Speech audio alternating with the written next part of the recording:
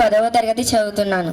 ముందుగా గౌరవనీయులైన సిపి సార్కి, ఉపాధ్యాయులకు మరియు నా మిత్రులకు నా హృదయపూర్వక నమస్కారాలు.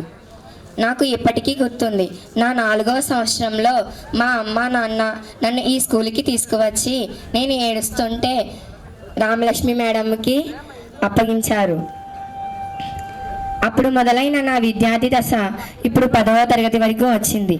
ఈ 11 సంవత్సరాల్లో నేను నేర్చుకున్న విషయాలు ఎన్నో ఉన్నాయి.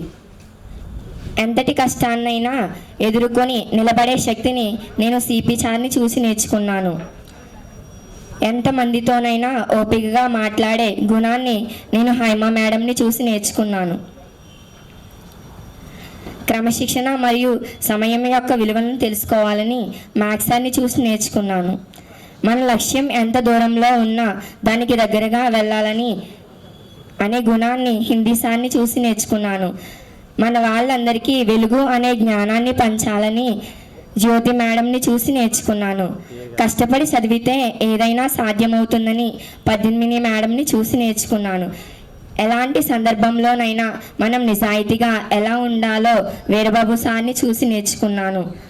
మనం జీవితంలో చిన్న చిన్న తప్పులు చేసినా వాటిని సరిదిద్దుకొని ముందుకు వెళ్ళాలని శ్రీనివాస్ సార్ని చూసి నేర్చుకున్నాను. ఇలా నేను ప్రతి టీచర్ దగ్గర నుంచి ఎన్నో నేర్చుకుంటూనే ఉన్నాను.